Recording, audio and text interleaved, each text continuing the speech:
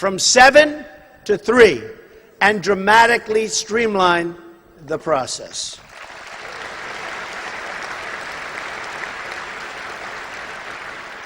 We will work with House Republicans on this plan using the same brackets they have proposed: 12%, 25%, and 33%. For many American workers, their tax rate will be 0. While we will develop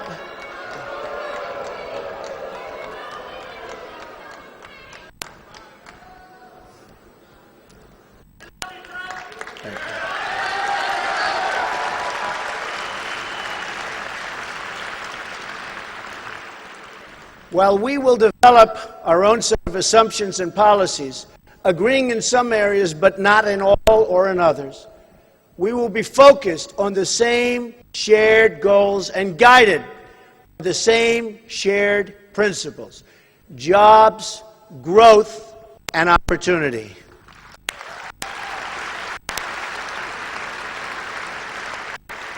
These reforms will offer the biggest tax revolution since the Reagan tax reform, which unleashed years of continued economic growth and job creation.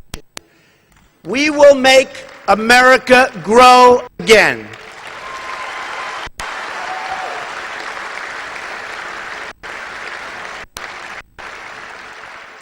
In the days ahead, we will provide more details on this plan and how it will help you, and most importantly, your family. It will present a night and day contrast to the job-killing, tax-raising, poverty-inducing Obama-Clinton agenda.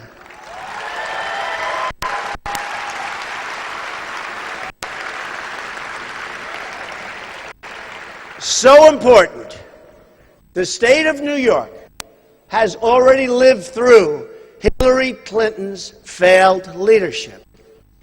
The Washington Post just published today a devastating article on Hillary Clinton's broken promises. She pledged 200,000 jobs for upstate New York when she was a senator. But what happened? What happened? The Washington Post writes, and I quote, "Upstate job growth stagnated overall during her tenure, with manufacturing jobs plunging, record-setting levels, plunging nearly 25%. The former First Lady was totally unable to pass big-ticket legislation. Many promised jobs. They were all promised. I remember it so well. Vote for Hillary. She'll bring back your jobs. Many promised jobs never materialized, and others migrated to other states as she turned her first presidential run, which also was a disaster."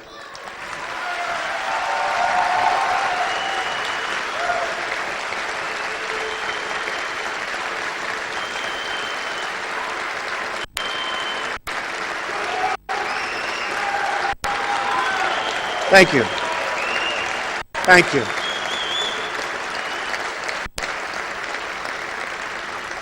Data shows that upstate actually lost jobs, a lot of them, during Clinton's first term. In other words, she was all talk, no action. Upstate New York is a disaster. It's a disaster. What's happened to upstate New York. And NAFTA, which her husband signed, is a very, very big reason. Compare that to my record. In a recent New York Post article by Steve Quazzo, How Donald Trump Helped Save New York City, the paper writes that and this is a direct quote, in other words, it's not from me,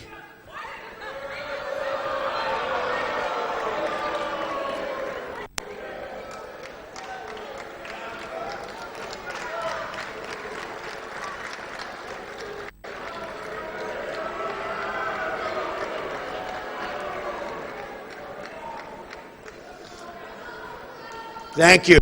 Thank you. all very well planned out, every couple.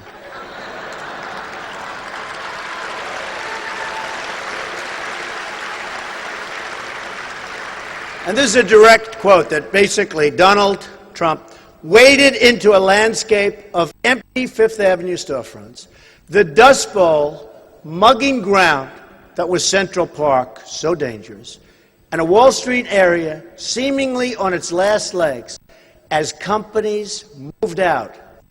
Then, almost by sheer force of will, he rode to the rescue.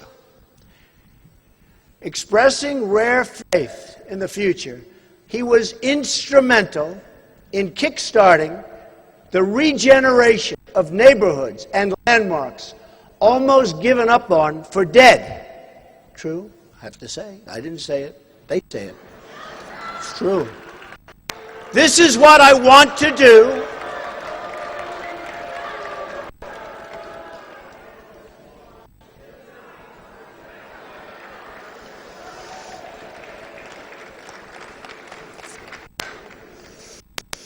You all remember New York City was a disaster. We made it great. We made it great. This is what I want to do. Thank you. This is what I want to do for our country. I want to jumpstart America, and it can be done, and it won't even be that hard.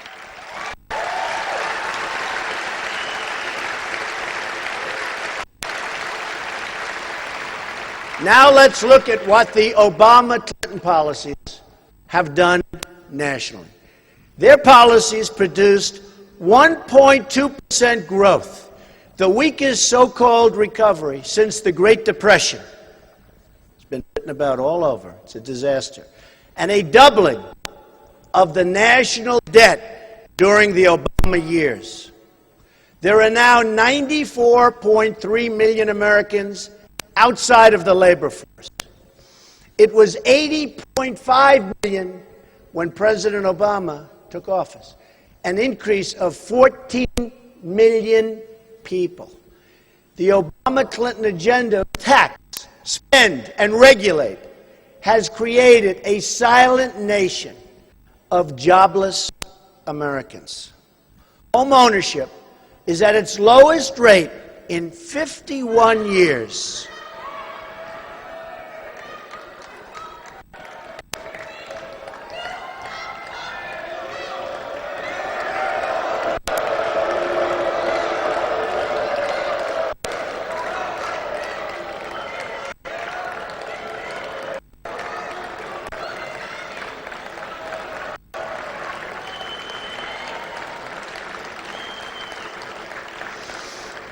Thank you very much. Thank you. I will say the Bernie Sanders people had far more energy and spirit. I will say that.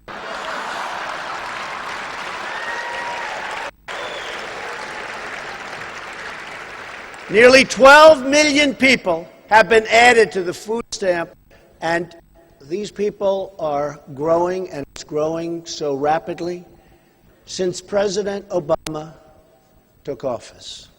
Another nearly 7 million people, great Americans, are right now living in poverty. Poverty.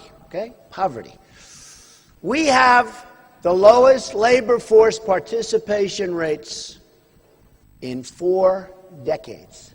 58% of the African American youth are either outside of the labor force or not employed. 1 in 5 American households do not have a single member in the labor force, not a single member of a household.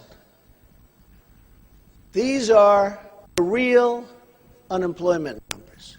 The 5% figure is one of the biggest hoaxes in American modern politics.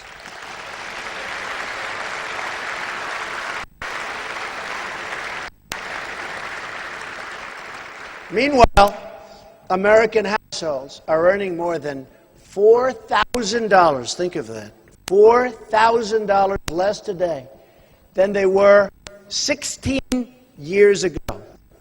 The average worker today pays 31.5% of their wages to income and payroll taxes. On top of that, state and local taxes consume another 10%. Very grim picture. The United States also has the highest business tax rate among the major industrialized nations of the world at 35%. It's almost 40%.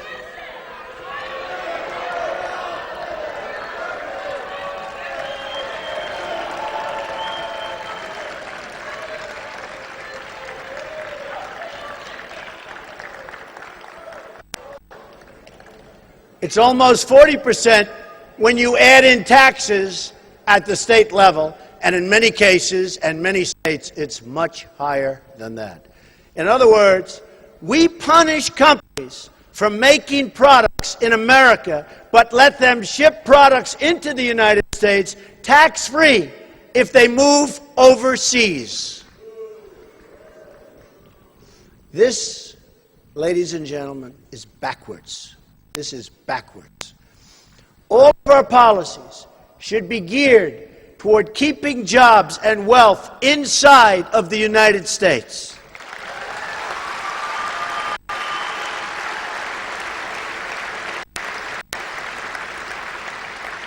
Under my plan, no American company will pay more than 10% of their business income in taxes. In other words, we're reducing your taxes from 35% to 15%.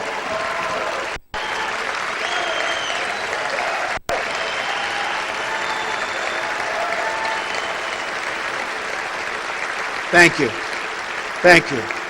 Small businesses will benefit the most from this plan. Hillary Clinton's plan will require small business to pay as much as 3 times more in taxes than what I'm proposing. And her onerous regulations will put them totally out of business, and you won't be able to start. You cannot ever start a small business under the tremendous regulatory burden that you have today in our country. I'm going to end it. I am going to cut regulations massively. Massively.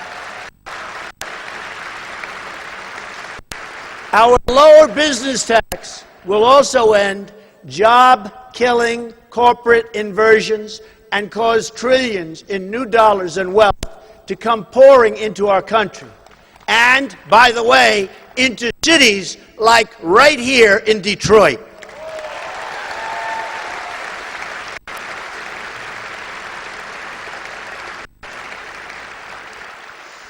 To help unleash this new job creation, we will allow businesses to immediately expense new business investments. No one will gain more from these proposals than low and middle income Americans.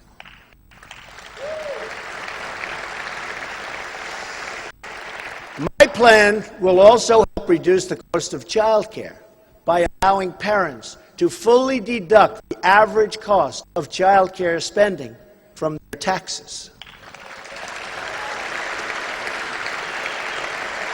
We are also going to bring back trillions of dollars from American businesses that are now parked overseas. They can't bring their money back into our country. Our plan will bring that cash home, applying only a 10% tax. This money will be reinvested in states like Michigan, which are having serious problems. Finally, no family will have to pay the death tax. American workers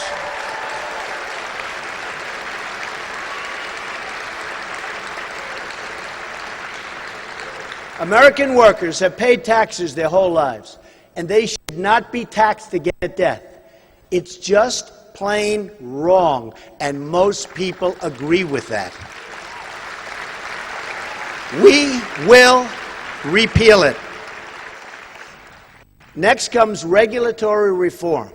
As with taxes, I will have one overriding goal when it comes to regulation. I want jobs and I want wealth to stay in America.